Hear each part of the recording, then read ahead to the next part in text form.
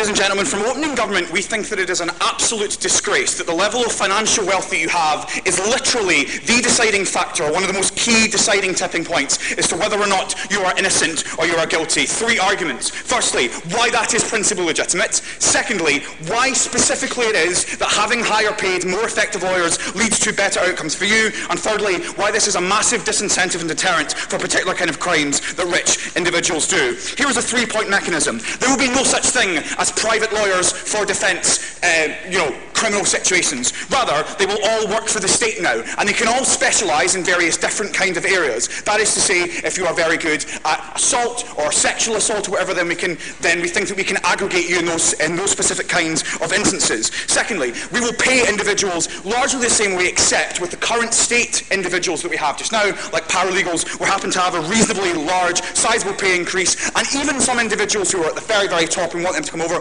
we're happy to pay reasonable amounts or reasonably similar. Some of them, like most of them, will come over because they love their job and they like money, and often, and even if they don't, that will be only a very few number of individuals. Okay, argument 1. Why then is it principally illegitimate for wealth to be the main determining factor as to whether or not you get off with a crime? The first thing to point out here is that it is just intuitively not fair, right? As in, the idea as to whether or not you have committed a crime, no, in situations like this, should be whether or not you committed the crime, right? The fact as to whether or not you had a lawyer or didn't have an exceptional lawyer should not be the difference, because the purpose of criminal justice system ultimately should be to find the right answer. But the second thing under this heading... Clarification. Okay.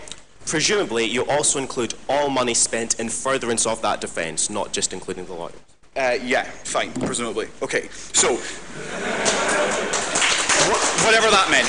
Second thing here is that notice that the state already uses its own services in situations where you are prosecuting. What does that mean? There is an unbalance here. So if you are the victim's family, you have to have a state, a state prosecutor. But if you're not the victim's family, if you're someone who perpetrated it, who just happens to be rich, you are allowed to have a higher service. That is fundamentally unequal. But thirdly, why is it wealth specifically that we think is the problem? Because often, obviously the comparative here, right, is that randomly some people will still get these good lawyers, like randomly in situations where the state's spread them. Why specifically, though, is it worse that it's wealth? Because wealth tracks privilege. The fact is that if you are rich, you are far less likely to be a minority. You are far less likely to be female. You are far less likely to be in a situation of privilege and of power. So even if the comparative is that sometimes randomly these lawyers are randomly dispersed amongst individuals, it's far better that that is done randomly, but Neve will explain why it won't be, because it improves the whole system, right?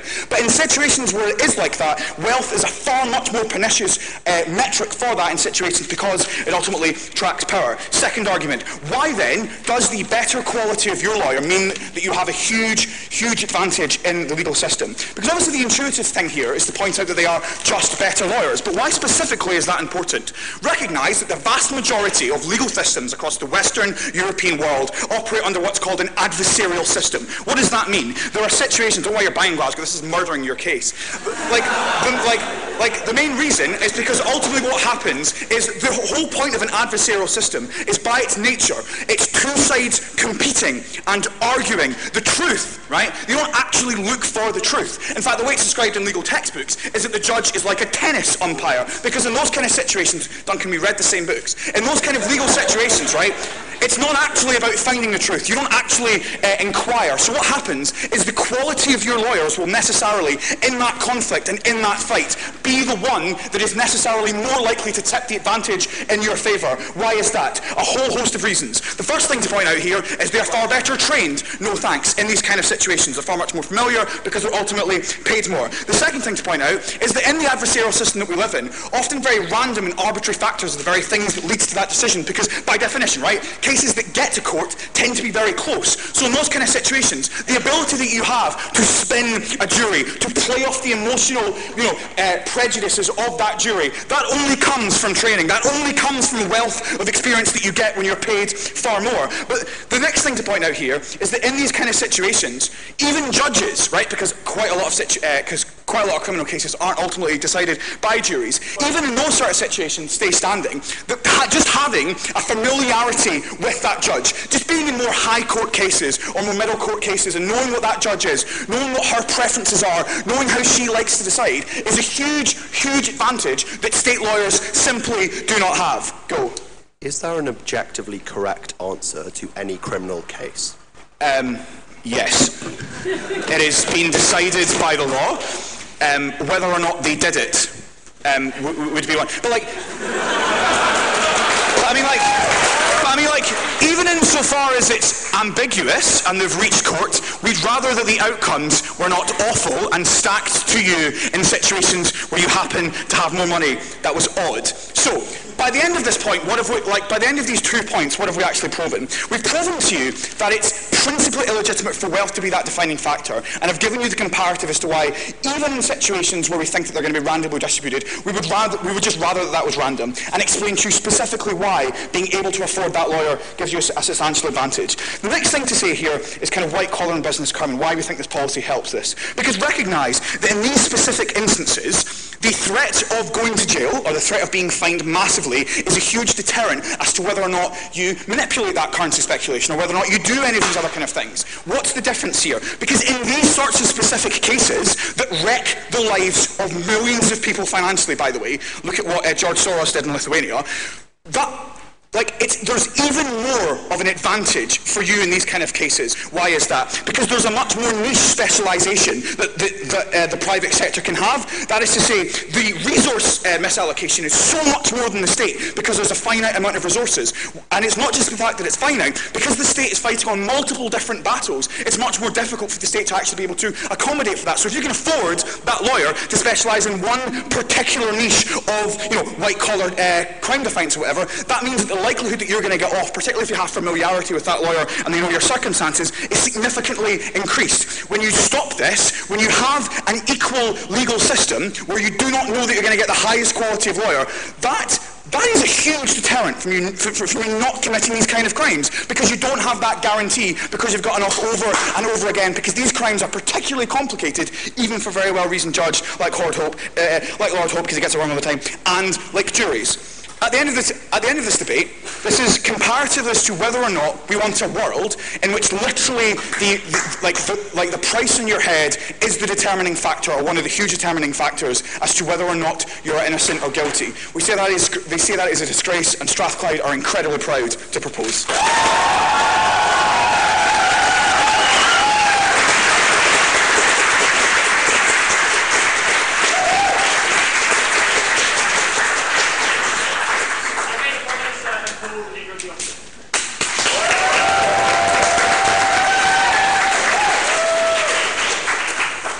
Just before I start, they've taken my flag. They have taken my identity. I want it back, Neve. All right. Sorry, I'll stop. Woo.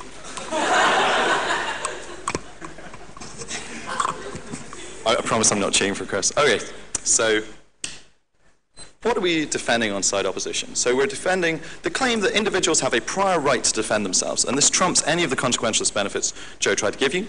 Second, we think the consequence of their policy a massive brain drain effect on criminal defense. Third, we think there are massive perverse incentives in cases against the state. And fourth and finally, we think in the adversarial system, which as Joe points out exists, there is a massive public interest in ensuring the highest quality of legal discovery. First, just some things as far as frameworking this debate and explaining what we do defend on side opposition. So one, Joe wasn't entirely specific on setting, but given this is a debate with all Iona debaters and many teams with lawyers in, we think we're probably defending something based on the common law system. I won't bore you with differences between Scottish and legal systems, but in English systems, broadly speaking, we're probably not saying this in like France, which is too weird to have this debate in. Second, sorry to French people.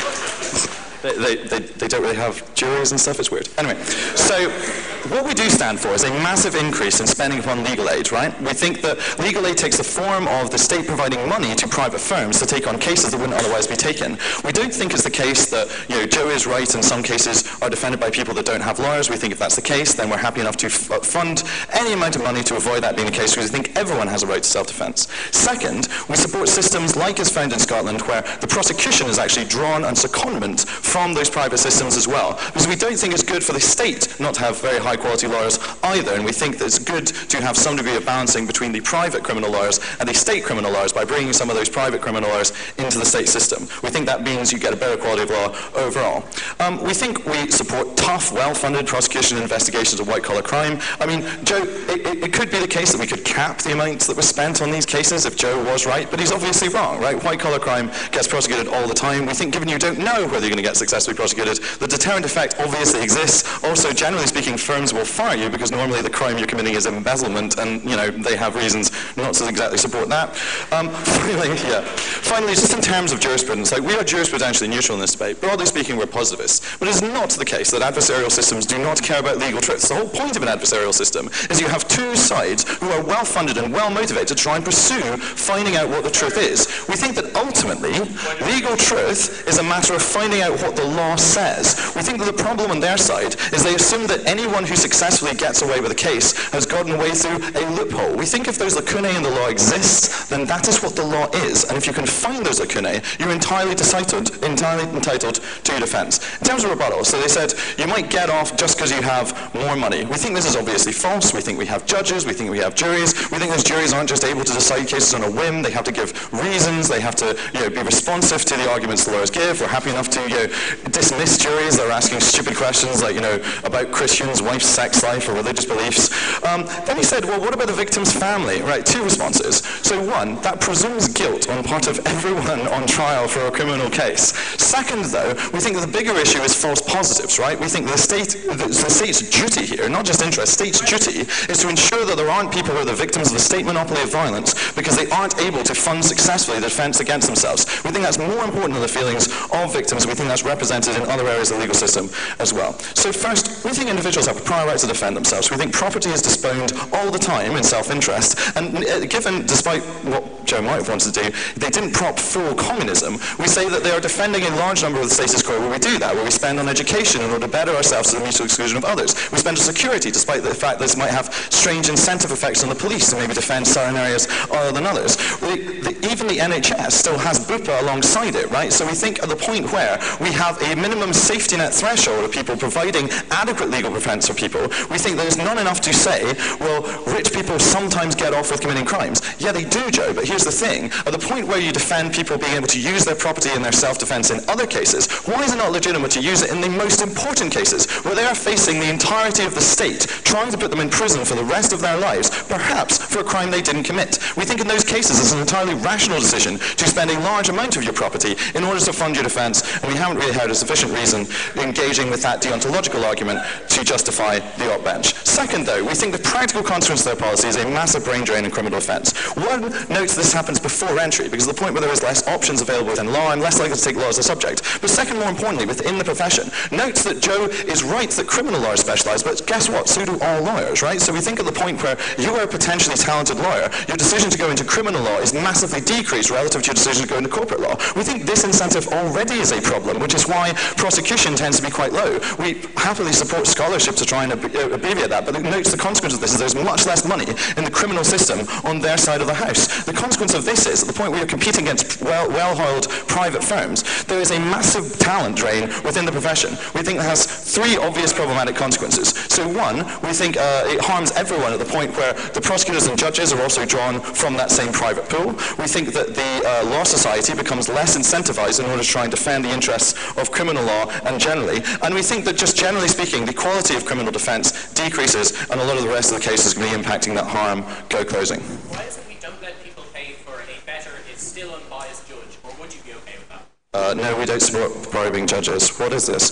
I mean, look, we think that judges are independent. They're appointed on merits. There is a strong professional incentives within the system. But look, what are the incentives within their system? So at the moment, advancement within the legal profession is the basis of your success in defending clients, right? You have massive reputational benefits if you do this successfully. On their side, the only employer within criminal legal systems is the state. That means your incentive, especially in cases where the state is the person you are fighting against, is to kowtow to that state in order to be able to achieve advancement. We think the consequence of this means that you have, less incentive to engage in what they might call dirty tricks, but we call pointing out loopholes under which my defense is justified and the state's use of monopoly of violence against me is not, massively decrease. And we think the consequence as a whole is that people are generally speaking less able to avail themselves of better legal protection, whether they are rich or whether they are poor. Why is that true even in the case of poor people? Because we think that, especially in common law jurisdictions, when it is about finding the truth, there is a massive public interest in having the best funded capacity to legally to discover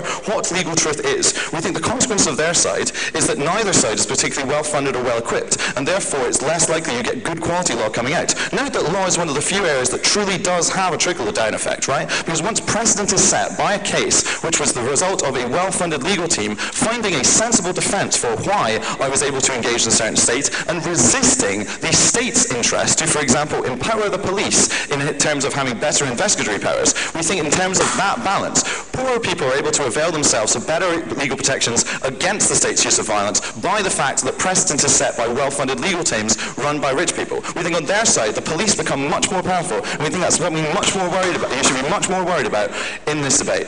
We're very proud, on behalf of Top Half Scotland, to oppose.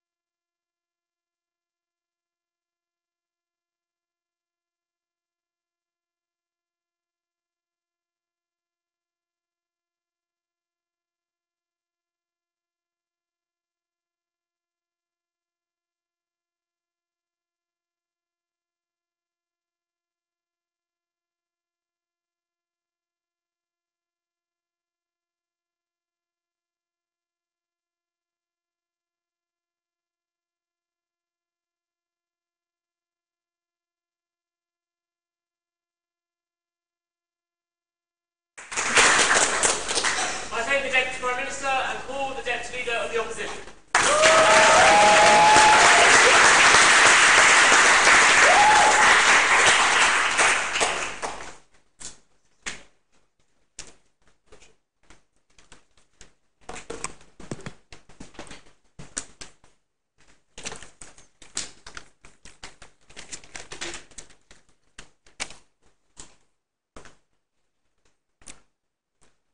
This speech will look at two things. First of all, the comparison between inequality and wrongful convictions, engaging with all the stuff we get out of opening government. And second of all, the importance of very expensive landmark breakthrough defences. First of all, recognise we don't get any response to the principled stuff Duncan brought you in his speech about a prior right to self-defence. The engagement is just the point here is that if you're rich, you're perfectly capable to spend more money to make your home more secure, to protect yourself better. We don't see why this legitimacy doesn't extend also into the legal sphere. Neve's only response is to say, yes, but this right is denied to some people on the status quo. What we're going to show you is why this is better extends to people on our side of the house than theirs. One reason for this is because precisely the point that Neve raises when she says, look, that you no longer have competition with other lawyers. So you can now share your dastardly tactics and just tell everybody else. But this also means you now have no incentive to be the best lawyer. The reason that experienced defence lawyers and expensive defence lawyers, are so good is because they are absolute workaholics that put an unreal amount of effort in.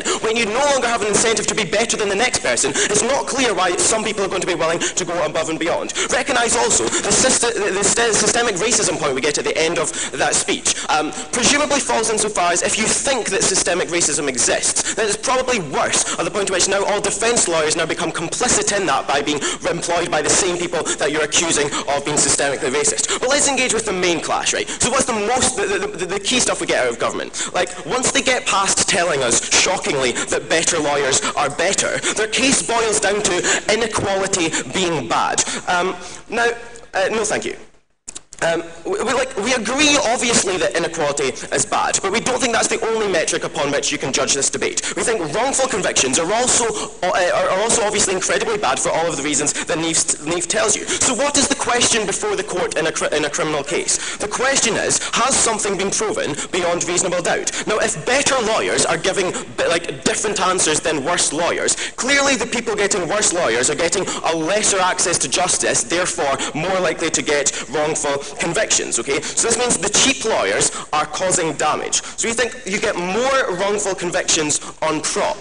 Why? This is compounded by the brain drain effect, which also isn't responded to by Neve. She just says that, look, like some people are already trained in law. But clearly that's short-termist thinking. Clearly at some point new people have to decide whether they want to be trained in law. Those people will stop doing it. Moreover, once you're already trained in law, this now distorts your calculus away from joining specifically legal defence. You're more likely to move to London and do commercial law like all the terrible people that choose to do that. No thanks. Now, but the only way that they can stop this happening is to massively increase the amount of money that they give to legal aid. Now, first of all, that's possibly inconsistent with their case insofar as they think that money distorts the truth. But even if they want to do that, we are doing that as well. The difference is if we have the same pot of money, we can do better in terms of funding the same people. Because they have to fund 100% of cases. We have to fund a number that is less than 100%. Therefore, the same amount of money can buy slightly more expensive lawyers for all of the people that need state lawyers on your side of the house. Insofar as you accept that more expensive lawyers are better, more likely to get to a correct answer, then we deliver better justice for everybody that can't afford to pay for their own one on their side of the house. So you say, look, the comparative is, like, sure, everybody probably is more equal in their side of the house, equal in having a higher chance of getting a wrongful conviction, but when you have a much reduced chance of that on our side of the house, albeit with a slight advantage for rich people. But we think in a world where rich people have many other systematic advantages already, what's another one?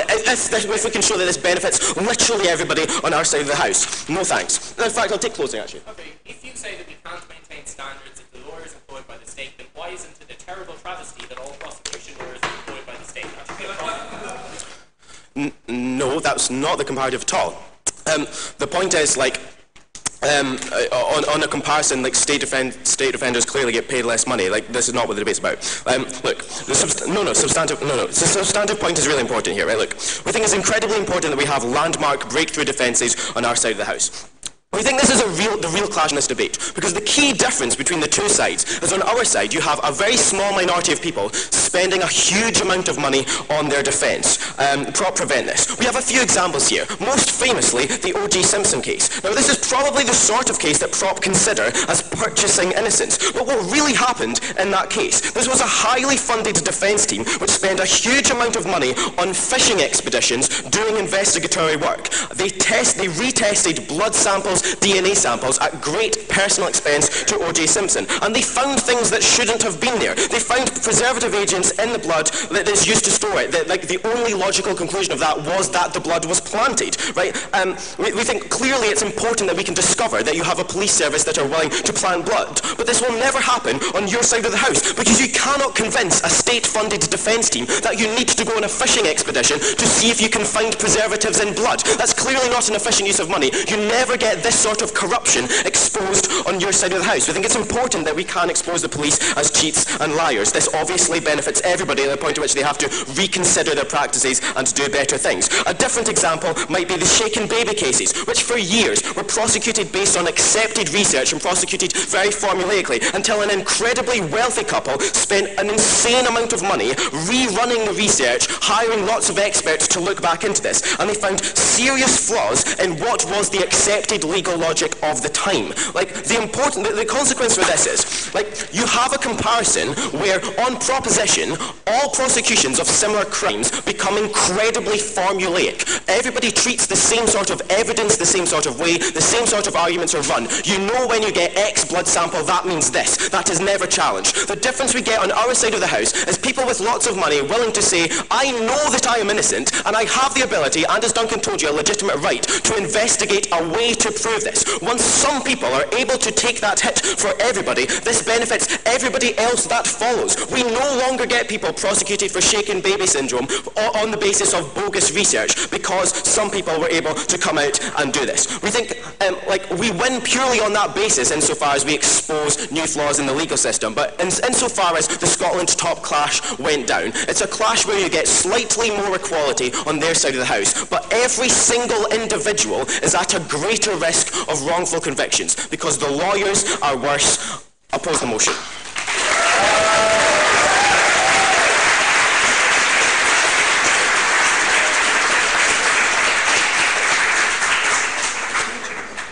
I think we next leave the opposition and call the member of government.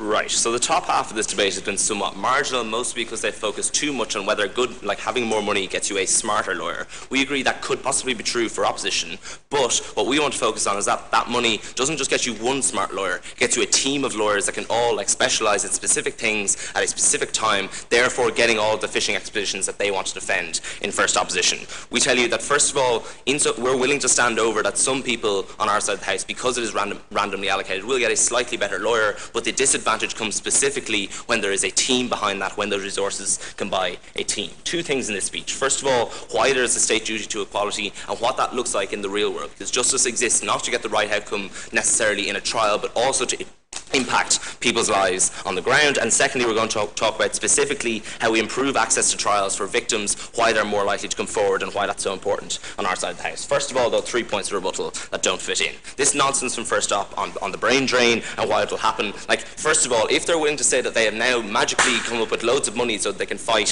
white-collar crime, we're just going to invest that into these lawyers so that they won't go running to their side. That just is a wash on either side of the house. But also, no thank you, given that civil lawyers are already paid more because they get paid based on the amount of compensation they win for their clients currently in civil trials, we say they've already gone insofar as they're motivated by money. We say oftentimes people actually get involved in the law, like we're telling you this as UCD Law Society. They get involved because they care about getting what is right, they care about getting involved in that as a vocational sense. So insofar as they wanted money, they've already gone to the other side. We would also tell you that many state doctors, for example, are paid by the state, obviously, and therefore don't get much of an incentive in terms of pay rises, but also can't get any money privately. yet they still work hard, yet they still work incredibly long hours and are willing to sacrifice themselves for the good of other people. So we think the argument about not being incentivized to try hard just doesn't make sense. Secondly, on this idea of technicalities, no thank you, they tell you that's a public good. First of all, technicalities happen on either side of the house because, like, insofar as someone finds out, then we will close that loophole afterwards, because Duncan so kindly explains how common law works. So we say, insofar as we find that later on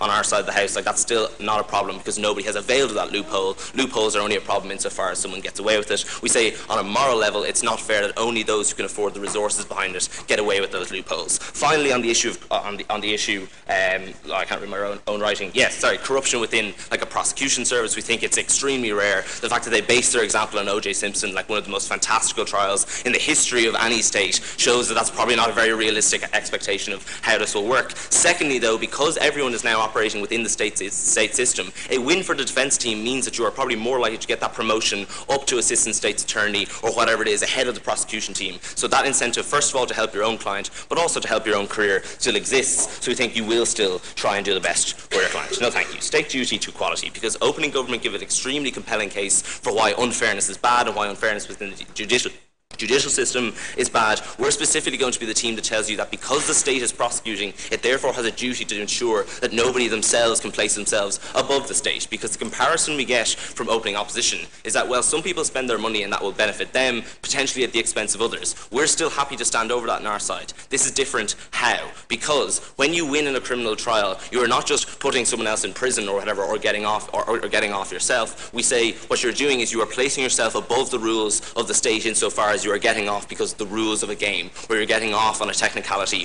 which they're willing to defend. So what that looks like in the real world is people actually believing that rich people are less inclined to commit crimes because of their backgrounds. What that looks like in the real world is people mistrusting their local law enforcement, people mistrusting their local branches of the police because they're like they believe that if they involve themselves in that police force and if they give information to that police, that'll damage them within their own community, but also won't lead to conviction that the police are seeking because they're so outmatched by the rich person within that court. We think insofar as we see this manifested on the streets where potentially a white person is less likely to be put in jail for smoking weed than a black person, we think all of that means that like those big changes and those big statements by the state at the very top filter down to individuals at the bottom when they see the way that justice system interacts with their daily lives. The reason that is important is because regardless of whether like the wealthy now have to deal with far inferior lawyers, the reason that state institutions exist is because they have to be there in order to ascertain truth. George is correct that not all trials find that. We think it is more likely when you don't have people like being completely overmatched, so the prosecution simply can't get their side of the story heard fairly because there's such a team of lawyers on the other side. We think having that and having that marked incentive for lawyers and having those unique selling points turns it into a game of we're the people who will find these types of technicalities rather than actually finding truth, which is what will get you promoted in a state system because you have to be useful to that state going forward. No, thank you. Let's look at how this improves access then to trials for individuals, because we think it's more realistic that because we're talking about resources on our side of the house, because we're talking about teams of lawyers being the problem from closing government, that has a specific impact not just as first prop say on those who go away under miscarriages of justice, but those who wouldn't otherwise come forward. Because we think there are two reasons why victims are now more likely to come forward. First of all, because they are simply just less likely to win on opposition side of the house when there is that team and that resource mismatch. But secondly, because of the intimidation factor of that. At least now on our side of the house, when you, for example, have to prosecute your boss for making inappropriate sexual advances in the workplace, we think you now at least just have to prosecute him rather than prosecuting him and all the resources that a company can put behind that. We think that is far less intimidating for a victim in terms of having those cases heard. The reason that is important is, first of all, I will take you in a second, is because more cases are taken now on our side of the house, but secondly, anything that might involve court is no longer as scary because it could involve a good outcome for you. Yes. I mean, we still have those kind of cases cross-subsidized by requiring firms to take on things like pro bono work. On your side, where's the incentive or the capacity to investigate things like systemic racism within the police force? Right. You literally didn't listen to anything I said in rebuttal when I said that people want, first of all, to help their client because they've gotten in it for a vocation. Secondly, insofar as they are self-motivated, because they are now operating in a state system, they will do the best they can to get ahead of that prosecution team because it means they are more likely to get promoted. Even if that incentive is very slightly lessened on our side, we think it is outweighed by the fact that more people get closer to the truth, as we've explained. The reason that all of that then, in our second point, getting back to that, is important is because we're helping specifically the most vulnerable within that justice system. Yes, certain people shouldn't be sent to jail being not found guilty, but specifically people who put themselves in front of the state and say, I have been wronged by another person, I want you to help me out. It is specifically the state's duty to make sure that is placed fairly within victims. That's why it's more important than what First Prop gave you. Look, ultimately the top half of this debate was essentially marginal because they look at individuals and whether they're smarter if they get paid or have put more resources into themselves. We look specifically at how those resources affect team dynamics, how they can go on more fact-finding missions, and why that's a bad thing, so we're proud to propose.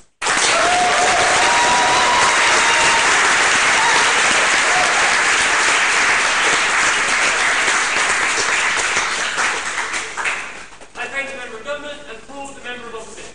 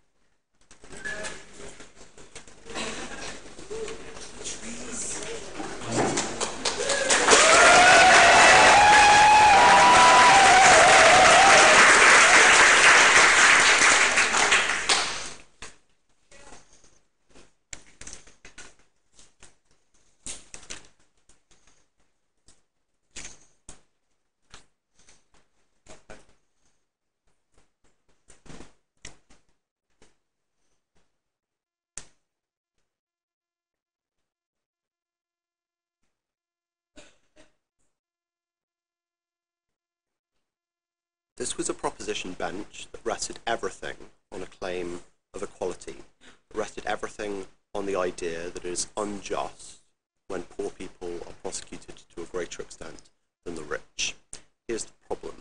It's all contingent on whether or not fewer poor people get prosecuted on their side of the house. Our extension is going to explicitly prove to you why the incentive to prosecute and jail poor individuals is incredibly, disproportionately skewed unfavourably on their side of the house. 2 points of extension.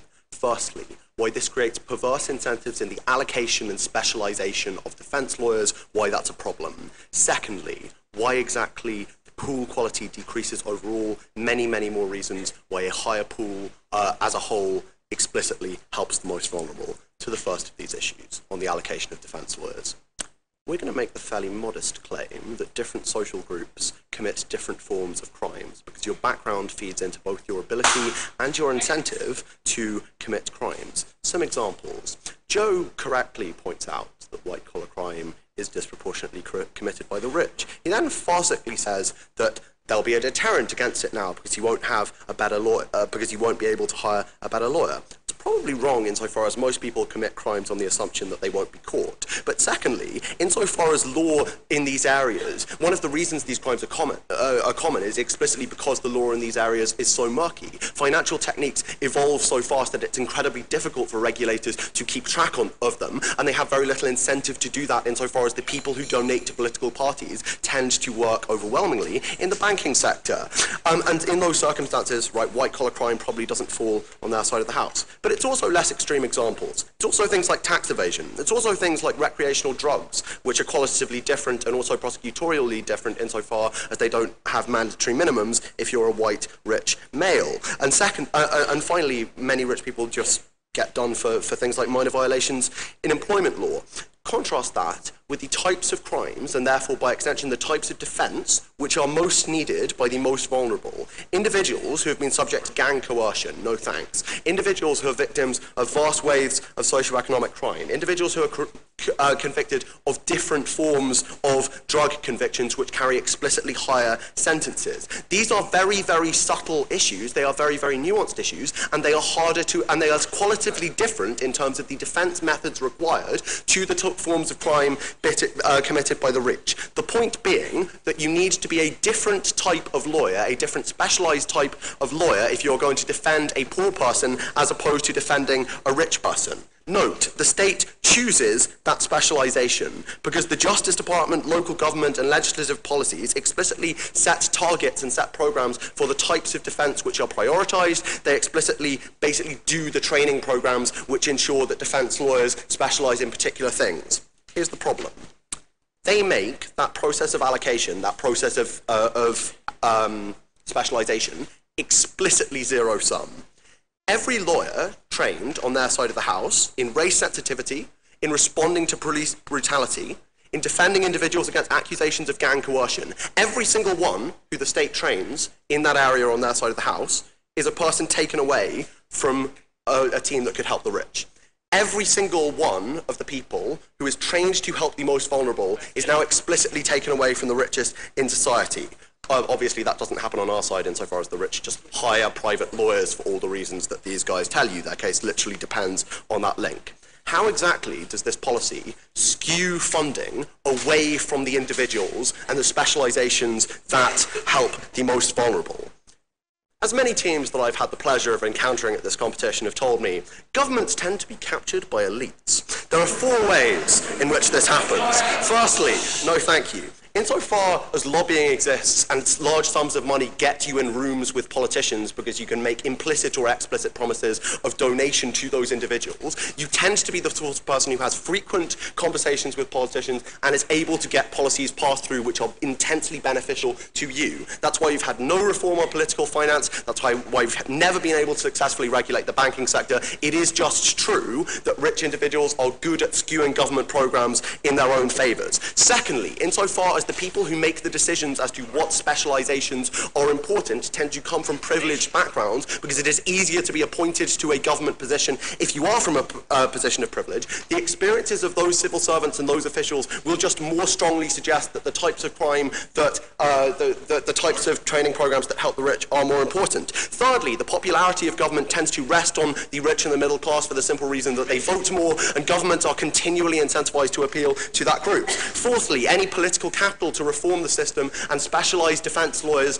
more, and specialise defence lawyers to a greater extent on crimes that help the most vulnerable.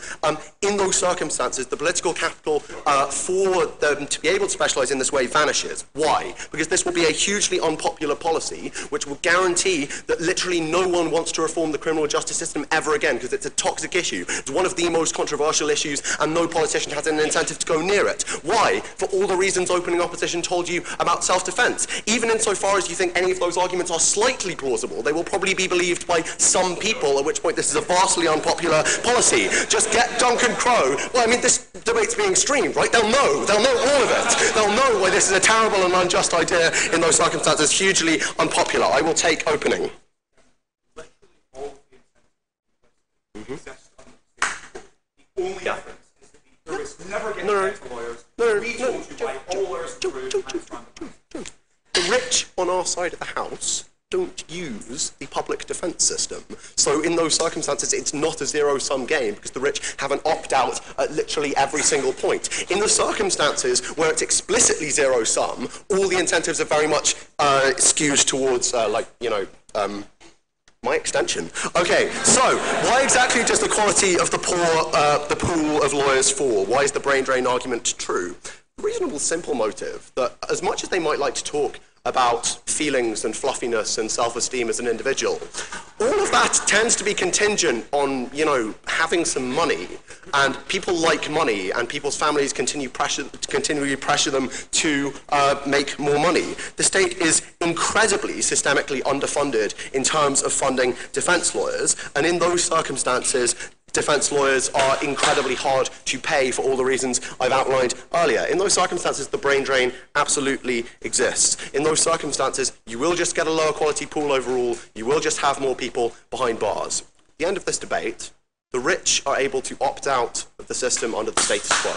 And that ultimately means they cannot skew the system in all the unjust ways they mention, and ultimately all of their impact fall to us. Very proud to oppose.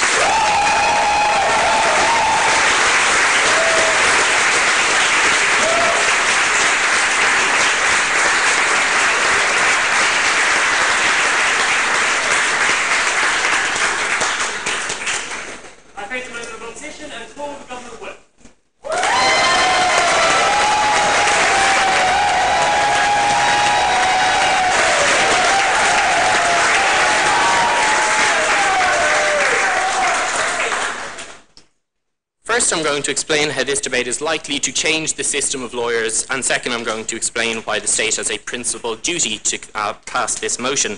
Before I do, about this extension, first off, I do doubt him on how much rich people control the courts, since apparently we're meant to have independent judiciaries, and we can actually have things like public prosecutors, and equally you could set up systems. If you can have an independent judge, why can't you also have somebody who will actually act for their client? But more importantly, my actual response is that there is not an incentive for rich people, even if they were able to change it, because every single person who I train in the area to defend me in white-collar crime could equally prosecute me. There is just no incentive of having incredibly great lawyers who are there to fight my corner in that. Anymore, there's an incentive for everybody to have equality and a fair system. They just haven't proven that it is in their interests, therefore it's unlikely to happen. How is this going to affect the system? First off, they say all your lawyers will run away. Brain drain. Because people like money. Look, I do miss debates where we could just fund money into it as opposed to other ridiculous things like debating competitions that states fund. But equally we would point out that they specifically say that they will give resources to that, to certain areas in law. We have seen no reason why it would not be reasonable, no thank you, to use that money to fund the entire system. Note that the comparative our side is that you are reasonably paid as a lawyer, that you do have an awful lot of money. But this is the same argument for not publicizing anything. Doctors, for example. They don't run away when you have a public health system, and there are still doctors who are willing to work specifically within a public health system, specifically good ones. We don't think the problem is not that all of the amazing lawyers have run away. The problem is that I can hire an awful lot more lawyers when I'm allowed to hire lawyers at all. That's why Paul's extension was more important. Second, they say, right, you are unlikely to have a good barrister or a good lawyer because we're not able to set any standards. First, we have things like exams, and we will kick them out. We will give that minimum standard to literally anybody. That is the right you have in terms of a fair trial. But the difference is that you have an imbalance.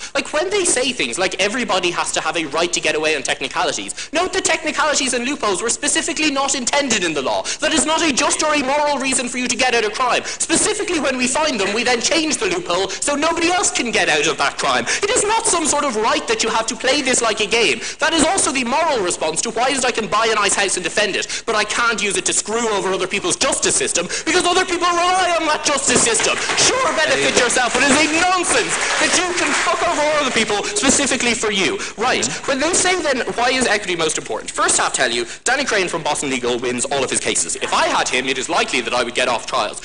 We agreed at second half, but we point out that Danny Crane doesn't exist, and in fact it is not that there is one genius barrister. The fact is that when you can employ lawyers at all, you can employ a massive amount of those people. Why is that important in extension? First, because it actually sidesteps the issue that I'll have in terms of now it's randomized, and that's really unfair, because it's not. Everyone has this base standard that you are able to get. Everyone will have a minimum standard barrister, but there is no maximum amount of barristers or lawyers that you can hire. It's not that one person is a genius, it's that they had an entire team trawling through all of the evidence to find that needle in the haystack. Why is that unfair? They say, why is equality important? Because we don't know who is right yet. Because it is unfair to let one side have all of the advantage. Because as we know from debates, truth does not win out. The person who says it best knows the most resources from that and puts the most into it and did the most research and fact-filing, no thank you, often wins. That is not a fair way to run a justice system. That is not helpful. Then they say technicalities are important because man does it develop laws. In Ireland a while back, we found a loophole where in fact it was actually wrong for us to prosecute any drug users. The response was not, that is fascinating, I love how the law has developed, let us move forward. It was, Christ, let's fix that. Those loopholes are not a development or an academic progression of that law, or something that we want anyone else to ever get away with. No thank you. I think OJ equally is a case where people mostly think that wasn't truth winning out. No thank you. But they say that in a more nuanced point, that the actual case they have is that you will avoid abuses in the police system. Here's why that isn't true. First, because Paul explained that this is not an effective fail-safe. There are other fail-safes that you have for your police system. There are oversights that should be regulating it, and if you're relying on this specific case, you have a far bigger problem than our proposition. But next he points out that these are still good people. They do still care about the client that they are working with. They do largely want to help them, no thank you, they have incentive, and also they love a pay raise. As long as we keep randomly allocating these lawyers, we can absolutely pay some more than others, as we do in every other public sector. You have a direct personal incentive to be the best lawyer there, obviously. Next point, why is it the state necessarily has to implement this? No thanks. First, Why is it? Because Paul explained that people won't take cases. First props say that there is likely to be less crime committed. We agree, but the response is, oh, but sure, it's low impact, because courts often don't impact some people because they have different incentives. Like, if it's true that courts don't impact all people, then we would probably say that that's just a reason not to consider it as much in what courts do. But more importantly, we would point out, and the reason our extension is more important is because courts never stop that crime happening. They can never take away the hurt that you felt. They are there to give you justice. That is why it is a bigger harm and a worse harm in closing when we tell you that some people feel they can never take a case. They feel that they know there is a loss. They know that when they go and put themselves out there, they will be questioned on the stand and they will have to go through all of it, and then the rich guy will win. Then they'll have to go away with literally nothing. We change that incentive. They say they fix it when they pump more money in. We say, first off, we can put equal money in, but the issue is not that technically it would work on their side. They can't put money in specific cases because they don't know which ones to put into at the start unless they fully fund all lawyers like our proposition. But secondly, we would point out that there's an impression, an idea that he will have good lawyers and I will be with the state. That is the specific problem that locks people into cages after they've had crimes committed. Second impact after he says this, yeah. Okay, so the problem with your side is both that the state decides what the best is and also limits the amount that can be spent on investigations, which means you don't have anything like investigations of systemic racism or evidence planting on your side. It's not revenue neutral because you have the same amount of money for legal aid as we do, but not that investigation. Okay, courts are not there, it's like my specific trial, my trial between me and another person, or me and another person who hurt me, is not the fail-safe for the police. It is an abuse for you to try to use it in that manner, and it is not an effective one, as Paul already explained, in terms of looking after police. The second specific impact is that people have to live their lives feeling like the state is not on their side. Recognize the impact of Paul's analysis when people literally are afraid of the police. When African Americans in America feel like the state, the people who have power to lock them up in prison and literally could break into their houses and arrest them, are against them. When the entire system is stacked against your favor, both courts as well. This is the only relief from that. Courts is the only place where we come together as equals and men who are gods can be put in shackles. That's taken away when you remove equality, and that's the principal justification why equality is so important on our side. Look, at the end of this debate, it's not about there's some genius magical lawyers who could get anybody else off. The problem is that some people are allowed to hire an entire team of people to work for them. Some people are left with one lawyer given by the state. This is unfair and principally not acceptable. Proud to propose.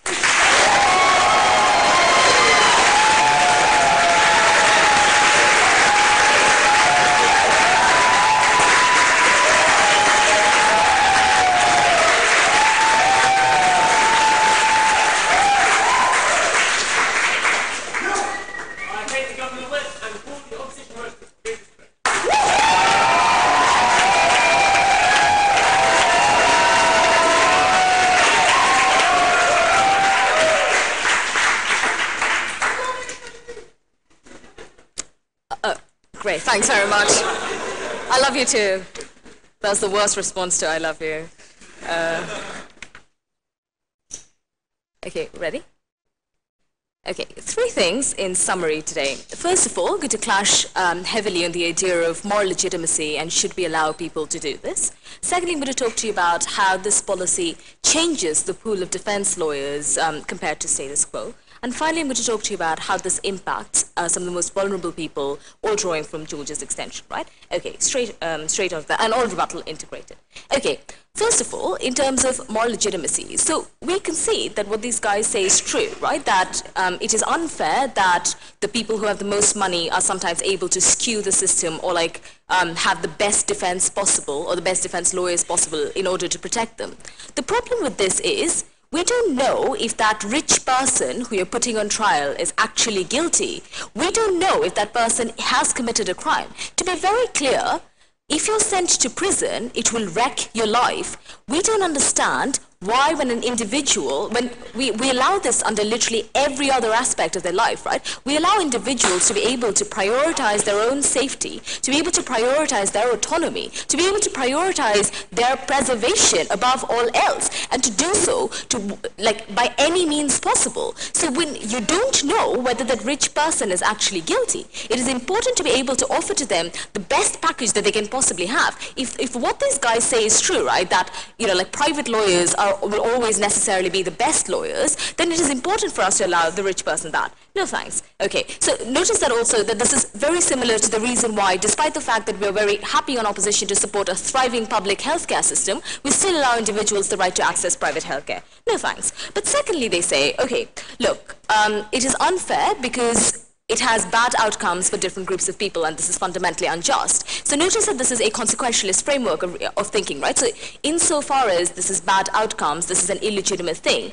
George's extension proves to you why the most vulnerable people under status quo continue to be failed and sort of be hurt a lot more by this policy, which means that if we win that argument, all of the benefits fall away. But finally, and this is really interesting, right? So there's like this massive conflation between class and race and how like black people in America respond to aggressive policing. Now there is this problem, right? Like, so when a black police, when sort of a white police officer has an African American man in a chokehold because he was selling cigarettes, it doesn't really matter but there's nothing private or public about the police, right? Those people will never be prosecuted because there are fundamental structures of racism that you do not challenge. They fall outside of this debate. This has nothing to do with whether that black person was rich. I mean, that's literally the reality of race relations in America, right? These problems pre-exist outside the legal system, and moreover, that is the perception. Like no one thinks that killing black people, like people don't seem to think that killing black people is a good idea, yet it continues to be perpetuated because it's protected by the law, and like police officers are public institutions, right? But okay, more importantly then, why are poor people systematically failed under the system? And this is where George's extension comes in, right? Insofar as like closing is being snarky and saying top half was marginal, we concede that, right? Okay. Okay, so how does this actually change the pool of defense lawyers? So we get this case out of opening, which is quite interesting, and then sort of built in closing, right? So then they tell us, look, the reason why this is good is because A, individuals have no way, high-flying lawyers have better understanding of judges because like they occupy the same social spaces or whatever. Notice the fact at which like defense and prosecution continue to be extremely important moral questions that sort of perpetuate structures of power anyway, even if you have a homogeneous pool of individuals, all of whom are like under the state, these structures are still likely to continue to exist, right? So judges will still know the most privileged of those lawyers who you're now funding under the state. But more importantly, what are some of the other impacts of this, right? First of all, as sort of George explains, and it's also brought out in opening, right? The brain drain effect. Like, even if it is really marginal, notice the fact that if you're a private lawyer and you're earning about 5 or 12 times more than a public defendant right now, you increase the threshold. Whereby an individual decides that they want to go into defense, right? Which means that you're necessarily narrowing the pool. You increase the marginal cost that an individual has when they want to take up defense. No thanks. But more importantly, if what Neve says is true, and there is like this constant recycling of knowledge within these communities, right? It means that you're never able to produce specializations. You're never able to have like interesting things like niche ways or special tactics, right? But most importantly, as George tells you, right, you change the way this acts as a zero-sum game. What does this mean? As George explains to you, the kind of crimes that are committed by rich people and by poor people are often very, very different. The kind of strategies needed to defend these crimes are very different. As George gives you in his examples, like, rich people are more likely to commit sort of white-collar crimes, right? Or like tax evasion and so on and so forth. All of these are problems because there are structural reasons under status quo why it's so difficult to prosecute them for this, right? It is not just to do with the fact that they're extremely privileged. It's also to do with the fact that people just don't understand where the law has slipped and so on and so forth, right? Like, as opposed to that, you want to be able to have a strong pool of individuals who are able to support things like lower mandatory minimums and so on and so forth, right? Or to have better race training, for instance, right? Or to have a better understanding of how police interacts with local communities, right? How does this absolutely change? Okay, and this is really important. No thanks, right? Okay, so what did George tell you? Under status quo, the individuals who require the kind of lawyers who will specialize in getting them out of like white-collar allegations or white-collar crime allegations and so forth will go to private lawyers, which means that the largest pool of people, sort of public defendants, can specialize in specifically the kind of things that we want, right? Specifically lower prosecution for poor people unfairly. Why is this? Because if they're right and they say, like elitism is a problem or like networks are a problem, these are the very same biases and prejudices that exist within the state state, because the richest people have the greatest lobbying power, right? The richest people have the greatest political capital. They will be able to dictate that within this large pool of public defendants that you have,